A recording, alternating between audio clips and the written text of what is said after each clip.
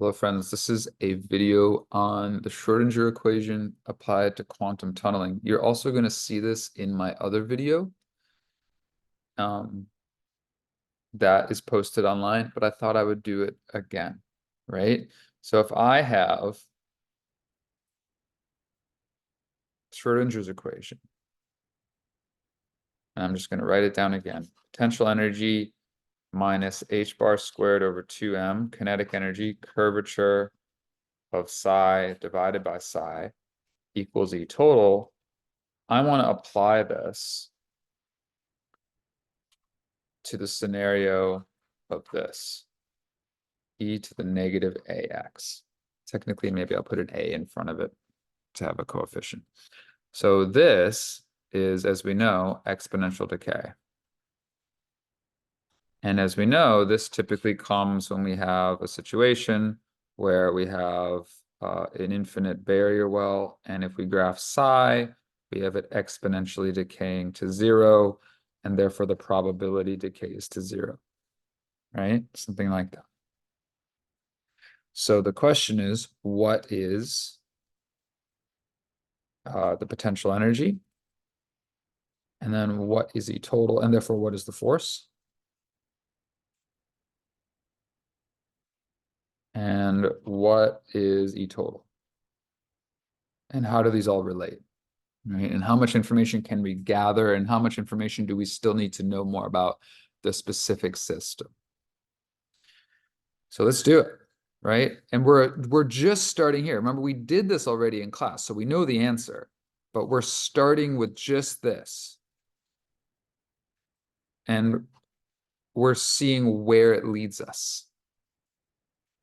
Where it leads us with Schrodinger's equation. So let's dive in. So when I plug this in, first of all, the curvature of this is the second derivative. So the curvature is where I pull this out twice. So negative a times negative a is positive a squared. So I get a times a squared times e to the negative ax. This is the curvature.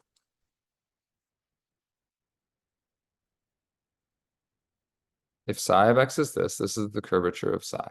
Great. Let's put, now that we know this, you have that, whether you believe it or not, again, I'll leave it on your own to sort of like dive into that.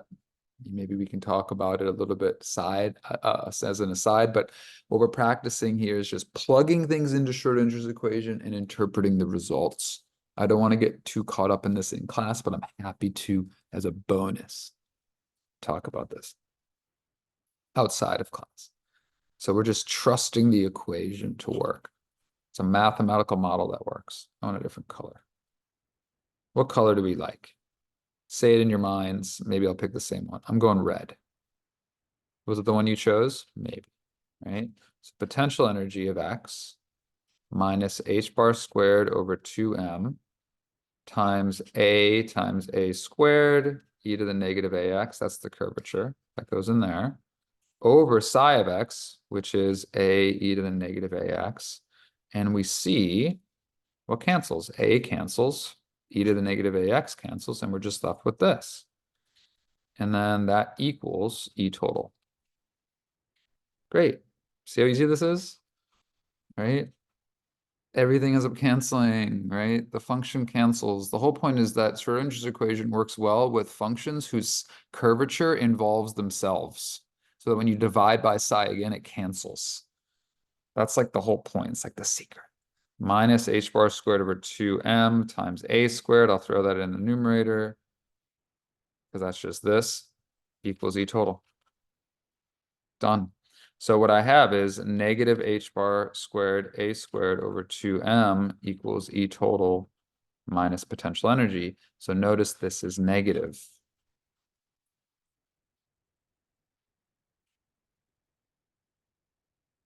Boom. That's it. So remember the concept, right? The concept was, and this is what we did, don't forget this, right? Was that if kinetic energy is positive, Then I have, it's a wavy wave. I have, if psi is, I'm doing this quickly. Positive psi means negative curvature, and negative psi means positive curvature. This is true for sine of x or sine of kx. The curvature, oops, is negative a k squared sine of kx. See my other video for the details on this. That's negative. So curvature is negative when psi is positive, and curvature is positive when psi is negative. So they're opposite each other. If ke is greater than 0, it has to be concave up or concave down, right? It has to be something like this, right? It has to decay away. So it's either the negative ax or either the positive ax or negative e to the ax or negative e to the negative ax, something like that. Now, you might notice I just did e to the negative ax. You can easily show this for any of those four. I'll leave it as an exercise on your own to do, but honestly, it's really easy to show that here, psi,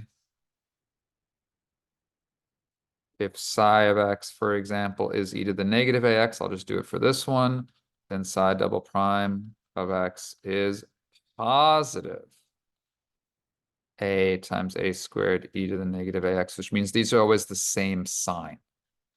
So remember here, positive psi, positive curvature. Sorry for my scribbly writing. It's supposed to say curvature. Maybe a little more neat here. Positive psi is positive curvature. Then you get negative kinetic energy. That's supposed to say negative.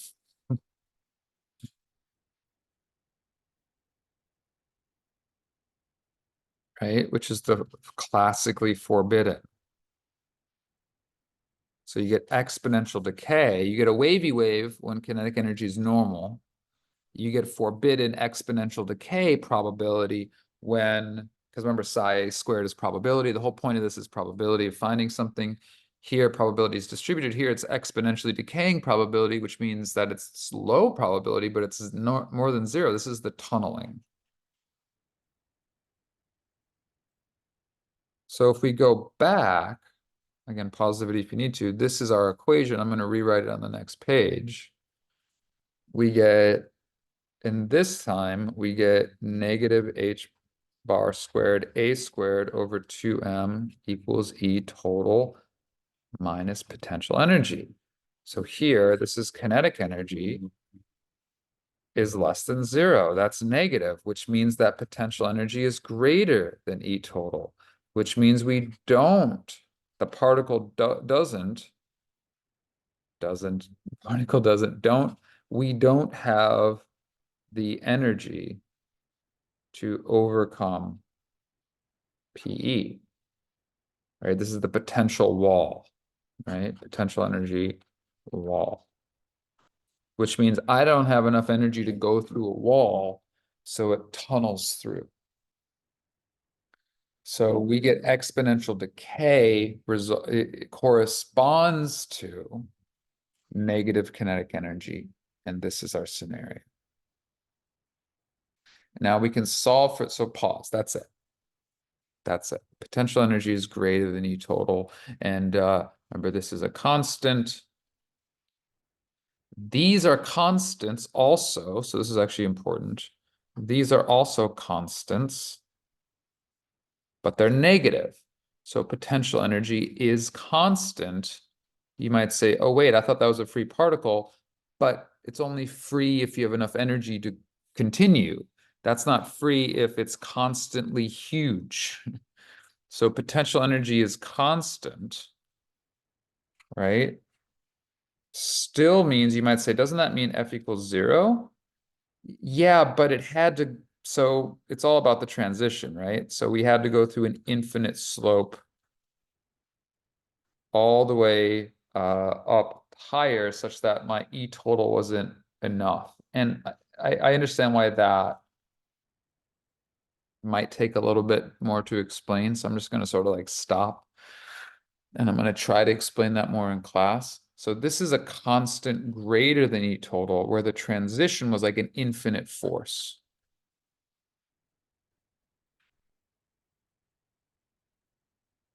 I was acting over enough of a distance, you can essentially say, okay, it gets steeper and steeper and steeper. And as it asymptotically approaches infinity, the slope approaches infinity where potential energy is high, right? If we're graphing potential energy, then this is like this is a graph, by the way, of potential energy. This isn't like a physical vertical wall. This is like I'm hitting something that's providing force in the opposite direction. Remember, this is the physical scenario, right? F equals 0, but that's deceptive because the transition from potential energy equals 0 to potential energy equals a constant high has to be some infinite slope. So this is like after the wall, after kinetic energy was taken to negative land. When kinetic energy is negative, we get that even if the force is 0 after that, it doesn't matter because it's still classically forbidden. Please rewind that and hear my awkward explanation for that. This is deceptive, though, because we had to go through like an infinite force to get there. Or we had to go through, maybe not infinite slope is the best way to think about it, right? So we had to go through some region, even if it wasn't a infinite slope. We had to go through here, I just found a way to say it. All right. So even though F equals 0 when potential energy is constant, we had to go through a repulsive force that took away all the kinetic energy and more. So even if this wasn't a straight line, a straight vertical line and was like some diagonal line, it doesn't matter. If we start at potential energy equals 0, we're moving along just fine, free particle. And we have some E total here. This is our E total. This is our kinetic energy, right?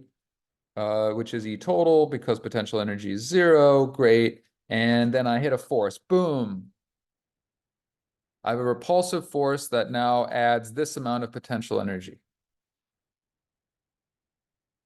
Because remember, potential energy is the negative sum of the forces times the distance is the other way to look at it. Maybe I forgot to introduce this way to say it. So force average times distance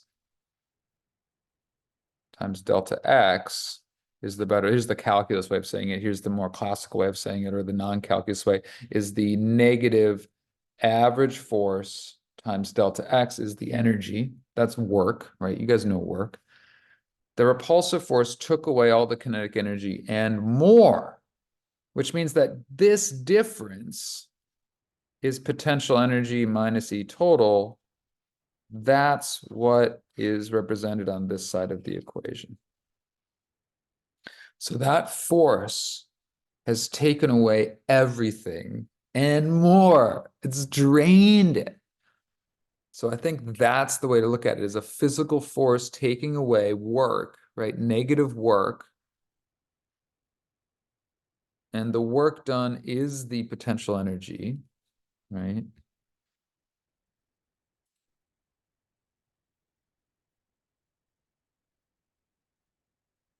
I'm making the Zoom work. I'm doing it. We got this going on. Such that if I wanted to solve for this constant a, I can say, okay, a squared equals, I'm going to move that over. So potential energy minus E total. I'm moving the negative sign over, dividing, multiplying by 2m over h bar squared. Square both sides, I get a. And notice how this looks like the other one, equals 2m. But notice how potential energy is in front. This looks like k in the free particle equation. Remember, in the free particle, k equaled the square root of 2m, but it was E total, which was bigger. minus potential energy over h bar. Guys, rewind this. This made sense to me for the first time in a long time. It's all about that this force, it doesn't have to be a vertical infinite force. Because I was like, how can you get I can have a small vertical infinite force and it still wouldn't necessarily take away all my energy, just if it happens for an infinitely small amount of time. So I can have a slope here. It doesn't have to be perfectly vertical, but the point is it takes, remember, this is not a hill. This is like representing potential energy as a function of x or y, that I have potential energy equals 0, and it takes away all my kinetic energy and more. This is the work done, such that if I come in with this kinetic energy, I end up with negative kinetic energy on this side because I've subtracted it. So look at this equation, pretty easy equation. Look at all the concept in this equation. Boom. Done. And if I wanted to solve for A, that's it. So I can then plug this back into here, and I get that A is the square root of 2m times the potential energy minus the energy total over h bar. And that actually tells me how steeply it decays. So notice if I have more potential energy, it decays faster. So that's an interesting take, right? So if I have more potential energy,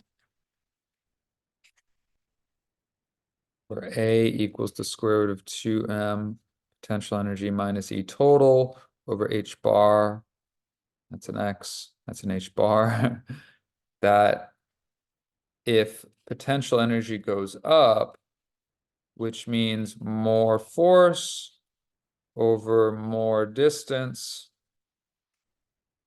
aka more work done.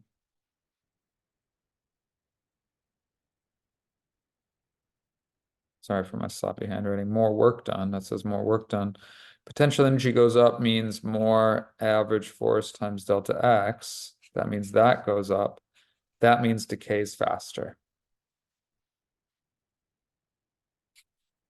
And that actually means kinetic energy is more negative.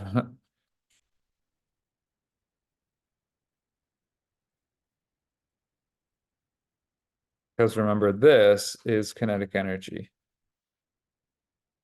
This is the negative kinetic energy here, right?